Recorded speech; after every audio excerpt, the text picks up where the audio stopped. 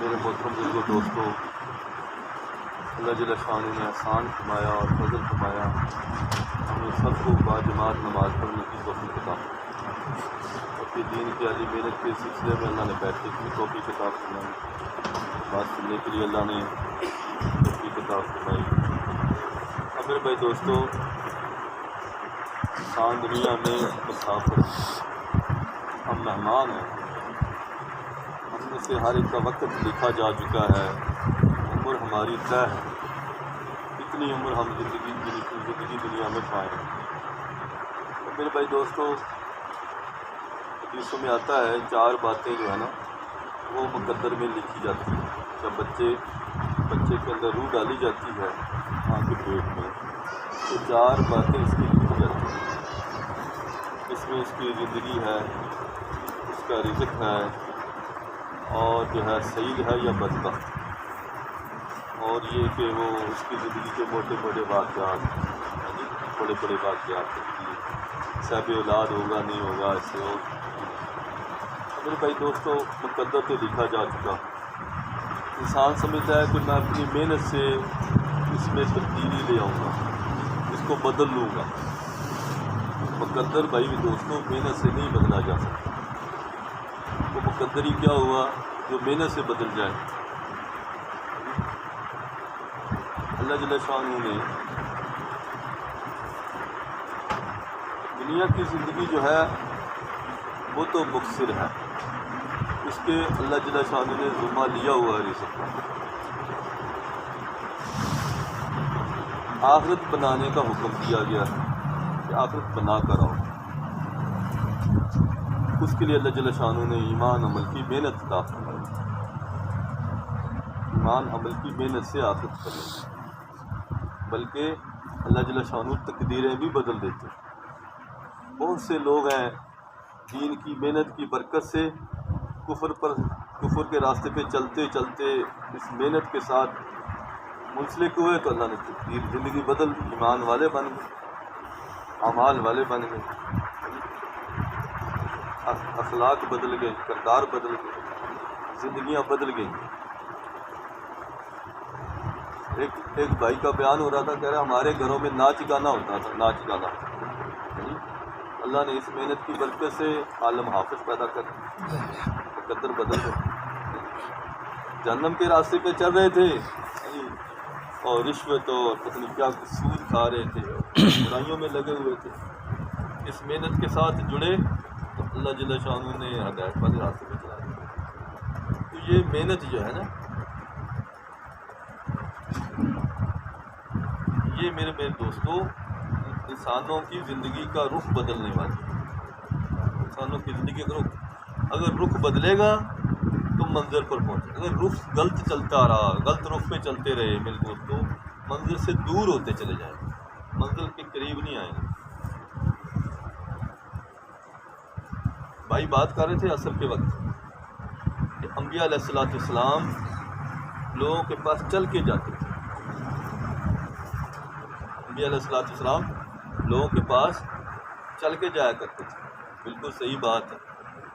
حضرات انبیاء علیہ السلام کی محنت یہ تھی کہ بے طلبوں کے پاس جانا، جن کو سمجھ نہیں ہے، سوئے ہوئے کو جگانا، یہ محنت تھی انبیاء علیہ السلام کی۔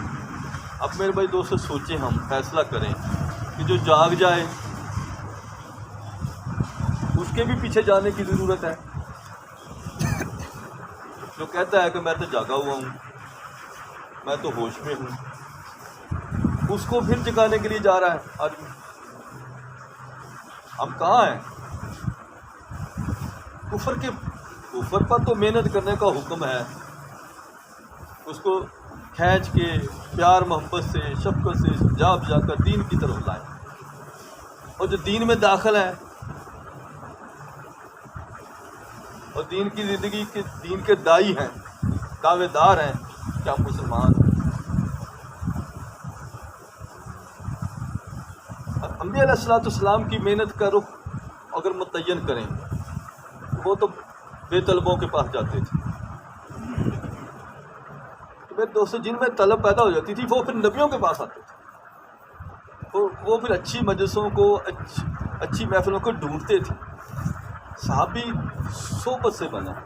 صحابی کس سے بنا؟ نہیں صحبت. وہ حضرات، وہ لوگ جنہوں نے ایمان لایا آپ صلی اللہ علیہ وسلم کی دعوت پر، وہ ایمان لائے، وہ حضور کی صحبت کو چھوڑ کر گئے. اگر گئے ہیں تو حضور کے ارشاد سے گئے ہیں، اپنی مرضی سے نہیں گئے. وہ ایمان والے تھے. ہم اپنے ایمان کو ان کے مقابلے میں جانچیں کہ ہم کہاں کھڑے ہیں. دیکھیے یہ کوئی بیان تقریر نہیں ہے، یہ تو ایک مذاکرہ ہم کر رہے ہیں تاکہ ہم سب یعنی حقیقی معنوں میں جاگ جائیں. نبی کی صحبت کو کبھی ایمان والا چھوڑ کے نہیں گیا، اجازت سے گیا ہے یا پھر حکم سے گیا ہے. میرے بھائی دوستو، یہ زندگی مختصر ہے. اب جب سفر کا یہ جو زندگی کا پھیتا کب کٹ جائے اس کا کسی کو خبر نہیں. اللہ جل شانہ نے ایمان عمل کی جو زندگی عطا فرمائی ہے اور اس میں جو دین کی محنت ہمیں عطا فرمائی ہے، حضور صلی اللہ علیہ وسلم کی ختم نبوت کی وجہ سے یہ پہلی امتوں کو یہ باقاعدہ محنت نہیں دی گئی. ہاں کیا سن لیتے تھے، وہ بھی دین کی باتیں کر لیتے تھے، ایک دوسرے کو دعوت دیتے تھے، اس میں شک نہیں ہے، لیکن باقاعدہ محنت کا اللہ پاک نے ہمیں حکم دیا ہے اور ہمیں اس کے فضائل سنائے گئے ہیں. فرمایا کہ جو امر بالمعروف نہیں عن المنکر کرنے والے ہیں، انبیاء علیہ السلام سے ایک درجہ کم والی جنت پہ اللہ ان کو داخل کرے، جنت الفردوس میں داخل کرے. ان کی کرسیاں انبیاء علیہ السلام کی کرسیوں کے پیچھے لگی ہوں. انبیاء علیہ السلام کی کرسیوں پر ان کی مہریں ہوں گی اور ویسی ہی کرسیاں ہوں گی جن پر اللہ کے دین کے داعی بیٹھے ہوں. تو وہ پوچھیں گے حضرات انبیاء علیہ السلام کی یہ کون لوگ ہیں؟ فرمایا بتایا جائے گا کہ یہ امت محمدیہ کے وہ لوگ ہیں جو دین کا کام کرنے والے ہیں. میرے دوستو، یہ کام ہمیں سونپا گیا ہے باقاعدہ، اور جو چیز سونپی جائے، جس کا حکم دیا جائے، جس کے فضائل سنائے جائیں، کیا اس کے بارے میں پوچھا نہیں جائے گا؟ ہم خود اس کا اپنے آپ سے خود اس کا جواب لیں کہ جو کام ہمیں ڈیوٹی دی گئی ہے کہ اس ڈیوٹی کے بارے میں ہمیں پوچھا نہیں جائے گا. میرے بھائی دوستو، یہ زندگی کیسے گزارنی ہے؟ یعنی دین کے تقاضوں کو نمبر 1 پر لانا ہے، دین کے تقاضوں کو نمبر 1 پر، اور دنیا کے تقاضوں کو دوسرے نمبر پر رکھنا. میرے بھائی دوستو، مقدر جیسے میں نے عرض کیا ہے کہ مقدر تو پہلے سے طے شدہ ہے. جو رزق ملنا ہے، جو کھانا پینا ہے، جو جس جگہ پہ رہنا ہے، جن حالات میں چلنا ہے زندگی گزارنا، وہ تو پہلے سے طے شدہ ہے. وہ ہماری محنت سے بدلے گا نہیں. ہم سمجھتے ہیں کہ ہماری محنت سے بدل جائے گی یہ ساری چیزیں. تو میرے دوستوں، وہ مقدر ہی کیا ہوا جو ہماری محنت سے بدل جائے. اس کے لیے میرے بھائی دوستو، اللہ جل شانہ نے ہمارے حسب حال اس دور میں یہ دعوت کی محنت اللہ نے دی ہے. بہت بڑا اللہ نے فضل فرمایا. اس کے ساتھ ساری خیریں جڑی ہوئی ہیں، ساری خیریں اس محنت کے ساتھ جڑی ہوئی ہیں. اللہ جل شانہ اپنے فضل سے، اپنے کرم سے حالات بدلنے والے ہیں. حالات اللہ بدلنے والے ہیں. اور بھائی دوستو، جو کام کی بنیاد بن جائیں گے وہ اللہ پاک ان کو اتنا نوازے گا ہم آپ سوچ ہی نہیں سکتے. اللہ اتنا نوازنے والے ہیں. ملکوں کے ملک اللہ پاک جو ہے ان کو ہدایت عطا فرمائیں گے. ملکوں کے ملکوں لوگ، ایسے لوگ آئیں گے جہاز بھر، جیسے یہاں سے ہمارے حاجی جاتے ہیں نا، حج کے پورا جہاز حاجیوں سے بھرے ہوتے ہیں، عمرے کرنے والوں سے پورا جہاز. ایسے اللہ پاک لوگوں کی، ایسے اللہ پاک حالات پیدا کرنے والے ہیں کہ سینکڑوں لوگ ایک ایک جہاز میں آئیں گے انشاءاللہ تعالیٰ اس دین کی محنت کو سیکھنے کے لیے. لیکن اس سے سیکھیں گے جو کچھ خود سیکھے ہوئے ہیں، جو کچھ خود سیکھے ہوئے ان سے سیکھا جائے گا نا. میرے دوستو، ہم اس محنت کے ساتھ وابستہ ہی نہ ہوں، اس محنت کے اصولوں سے واقف ہی نہ ہوں، اس کے لیے ہم نے قربانی ہی نہ کی ہوں، ہم بنیاد ہی نہ بنے ہوں، تو کیسے لوگ ہم سے سیکھیں گے؟ کیا سکھا سکیں گے ہم؟ تو اللہ جل شانہ تو دلوں کو پلٹنے والے ہیں، دیر ہماری طرف سے. اللہ تو دلوں کو پلٹنے والے ہیں. باہر میرا بھی بھائی باہر رہتا ہے، جماعتیں بھی باہر جاتی ہیں، الحمدللہ حالات آتے رہتے ہیں. 5 منٹ کسی سے بات کرو، عیسائی سے، کسی غیر مسلم سے، وہ فوراً مسلمان ہو جاتا ہے۔ 5 منٹ، صرف 5 منٹ بات کر لو، یعنی اس کو دعوت دو، وہ مسلمان ہوگا۔ وہ تمہارے ساتھ مسجد بھی جائے گا، وہ زندگی بھی بدل لے گا، کہے گا میرا نام بھی بدل دو، مجھے اپنا دین بھی سکھاؤ، سب کچھ کرنے کو تیار ہے۔ اور ہم مسلمان کیا کر رہے ہیں میرے دوست؟ ہم کتنوں سے مل کے آتے ہیں، کتنوں کو دعوت دیتے ہیں، آؤ مسجد میں اللہ کی بات ہوگی جی، وہ کہتے ہیں چلیں جی چلیں، ہم آپ کے پیچھے آ رہے ہیں۔ غیروں میں تو ایسی طلب، ایسی فکر کہ آپ تھوڑی سی بات کریں، عورتیں بھی بدل رہی ہیں، زندگی مرد بھی بدل رہے ہیں۔ باہر کے حالات تو یہ ہے میرے دوست۔ ایک ملک میں بھی اجتماع ہوا تو وہاں بہت ساری یعنی آبادی جو ہے غیر مسلم کرسچن بھی آئے، اس اجتماع میں شامل ہوئے۔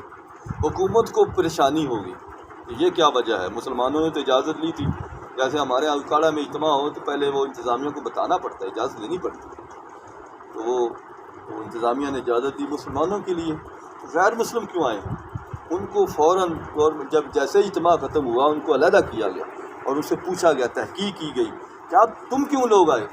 تو انہوں نے کہا کہ بھی ہمارا یہ یقین ہے کہ مسلمانوں کا خدا جو ہے وہ دعائیں قبول کرتا ہے، مسلمانوں کا خدا دعائیں قبول کرتا ہے، اور جو ہے ہم اس لیے اجتماع میں آئے ہیں تاکہ ہم بھی اس دعا میں شامل ہو جائیں اور ہماری بھی کورونا سے حفاظت ہو۔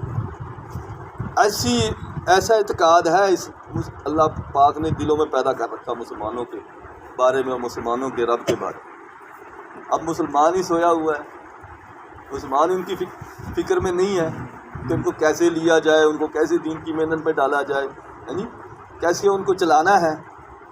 تو میرے بھائی دوستوں، اصل یہ ہے کہ ہم خود اس محنت کو اپنا مقصد بنا لیں، اس کو ایک نمبر پہ لے آئیں۔ زندگی تو گزر ہی جائے گی، مشقت گزر جاتی ہے، مشقت ختم ہو جاتی ہے، اجر باقی رہتا ہے۔ آج اللہ کے لیے قدم اٹھائیں گے، اللہ کے لیے کھڑے ہوں گے، ارادہ کریں گے اور نکلیں گے اللہ کے راستے میں، یہ مشقتیں ختم ہو جائیں گی، اجر ہمیشہ ہمیشہ کے لیے ملتا رہے گا۔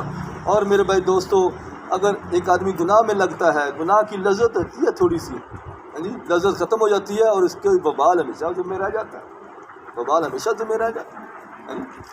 میرے بھائی دوستو، اس لیے یہ آپ حضرات کے سامنے یہ چند الفاظ اس لیے کہے گئے ہیں کہ ہم اپنے مقصد پر آ جائیں، اللہ کی نگاہ بھی بدل جائے گی ہمارے ساتھ۔ ایک آدمی اپنے آپ کو ڈاکٹر سمجھ کے زندگی گزارتا ہے نا جی، یعنی فوجی سمجھ کے زندگی گزارتا ہے، اپنے آپ کو یعنی نائی موچی سمجھ کے زندگی گزارتا ہے، اپنے کو ذمہ دار سمجھتا ہے، اسٹوڈنٹ سمجھتا ہے۔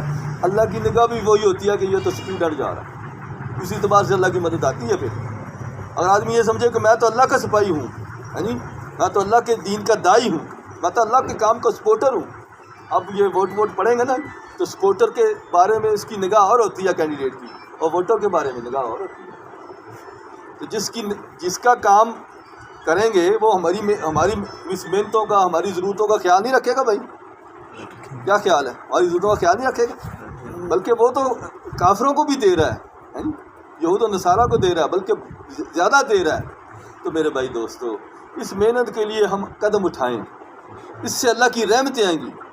ایک بستی سے اللہ کے راستے میں ایک شخص نکل جاتا ہے، اس پہ اس گھر پہ رحمتیں آتی ہیں، اور اس گھر سے پھر پوری بستی میں وہ رحمتیں پھیلتی ہیں۔ ہاں میرے بھائی دوستو، حضرت عمر رضی اللہ عنہ نے ایک موقع پہ پوچھا اپنی زوجہ محترمہ سے کہ ہمارے اس یعنی علاقے میں سب سے زیادہ رحمت کس گھر پر اللہ کی اتر رہی ہے؟